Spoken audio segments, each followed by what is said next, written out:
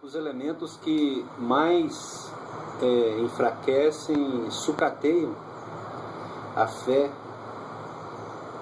hoje nos nossos dias. Bom, eu separei alguns que me vêm à mente e que não é simplesmente para mostrar o aspecto negativo, porque para cada item que contribui para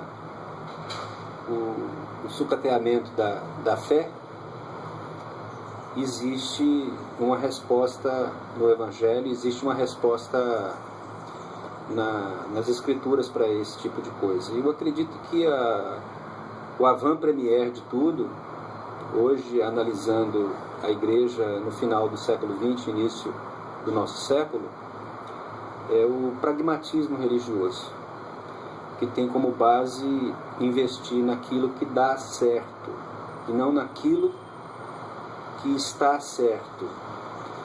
E é curioso porque quem adota esse tipo de princípio está sempre justificando os meios para obter novos fiéis, os meios para o inchaço, geralmente da igreja local, tentando justificar os fins.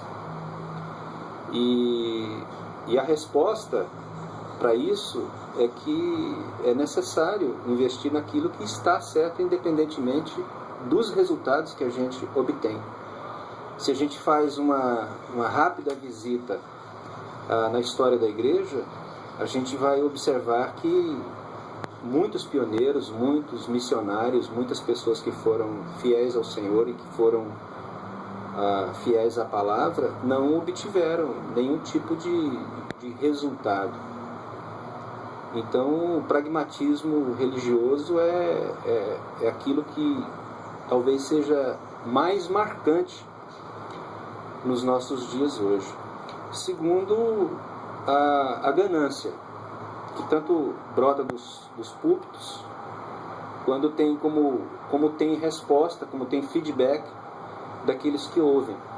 Porque se existe uma ganância grande daqueles que estão pregando e desvirtuando a palavra, quem ouve acaba também captando e sendo assimilado, sendo engolido por essa avalanche da ganância, aonde o carro-chefe muitas vezes é a prosperidade. E uma verdadeira deturpação daquilo que é o conceito de prosperidade na Bíblia. Geralmente, esse aspecto da ganância está marcado por uma prosperidade material, de bens.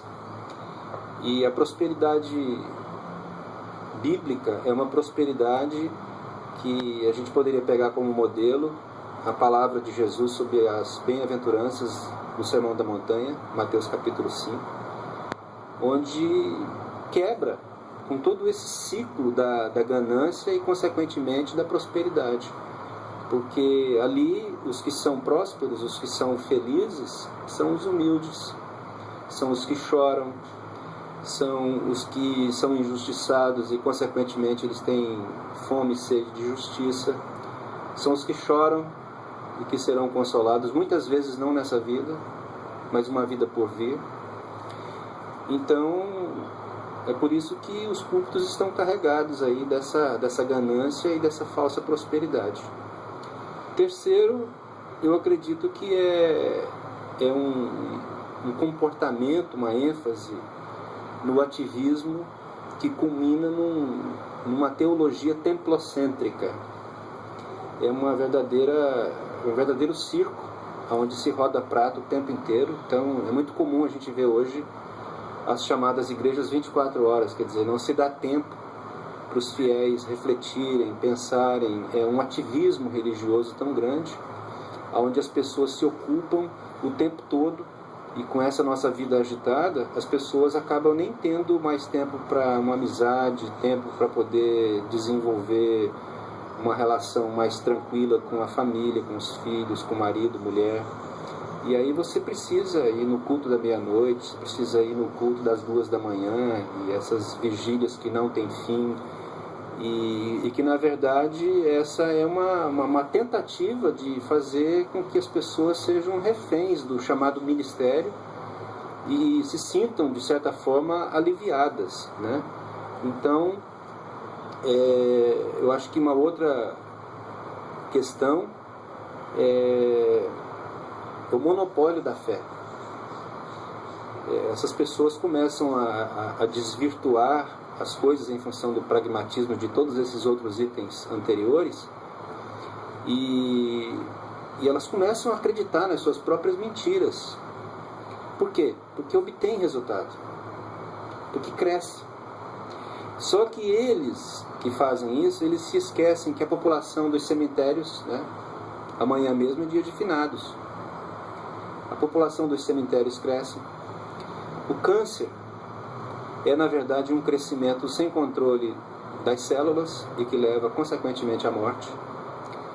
E tantas coisas que a gente está vendo aí na mídia que cresce, mas que não tem como elemento de sustentação a moral, a ética, os ensinamentos das Escrituras.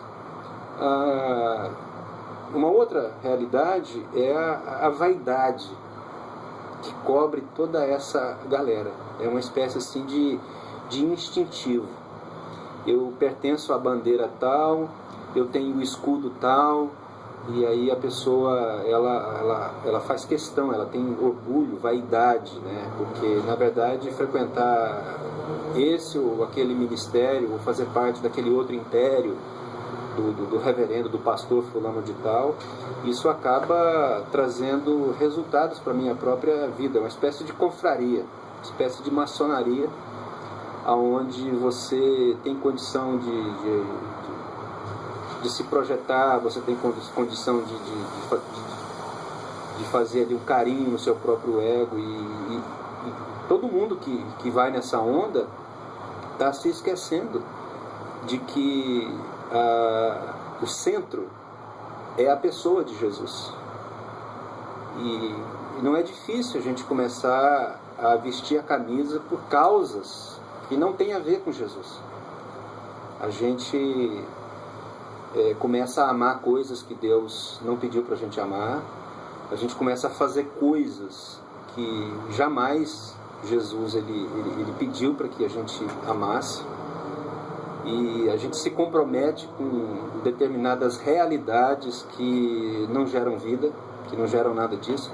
Então esse é o aspecto negativo. Agora, para cada item desse, a gente vai ter uma resposta da Bíblia. Então, por exemplo, a questão do pragmatismo. Aí as pessoas podem dizer, mas você é contra a criatividade? Não, eu acho que não tem um ser mais criativo do que Jesus. Agora, toda criatividade que não leva como base o amor, o cuidado das pessoas, o respeito, a restauração da alma e o crescimento autônomo dessas pessoas na direção de Deus, na direção da palavra, mas que na verdade é simplesmente para levar essas pessoas a um curral religioso, então isso é danoso para a fé. Isso deteriora. Agora, esse é um discurso dentro da realidade cristã. E o dano maior que é feito é para aqueles que estão fora disso. Porque cada dia mais as pessoas ficam impermeabilizadas para poder ouvir qualquer coisa que diz respeito à igreja, a pastor. As pessoas têm uma verdadeira repugnância a tudo isso. É uma dificuldade muito grande hoje você ter acesso nas pessoas, porque não há credibilidade. Há um descrédito enorme. Se você chegar logo se apresentando como pastor, como missionário, isso já traz um bloqueio total. Agora, por culpa de que isso? Por causa das pedras de tropeço que todo esse pessoal ganancioso tem feito com a fé, que não é uma fé que é serena, Essas pessoas acabam não tendo tranquilidade de alma, elas foram engolidas em cima da proposta de achar que Deus deu a elas apenas a missão de ganhar o mundo sozinho, então elas têm que fazer isso o mais rápido possível. Elas começam a acreditar nisso, e aí elas não respeitam mais as pessoas, elas não sentam mais, elas não ouvem mais, elas se sentem assim os verdadeiros popstars da fé, e elas ficam bloqueadas, impermeabilizadas e provocando um dano muito grande à fé e todos os que estão dentro e também aqueles que estão fora da igreja. Então eu acho que esses são elementos cruciais que têm feito com que a igreja se define através do tempo, e a resposta para isso é nascer de novo.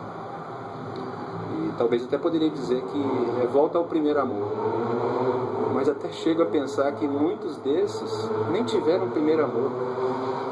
Já entraram em um projeto de construção de um grande edifício, lançando bases sobre areia. E começou fora do prumo. E aí, quando começa fora do prumo, você não tem outra atitude senão destruir, desconstruir tudo e começar alguma coisa com base na rocha, com base no prumo, com base nas verdades da Bíblia e nas verdades do Evangelho.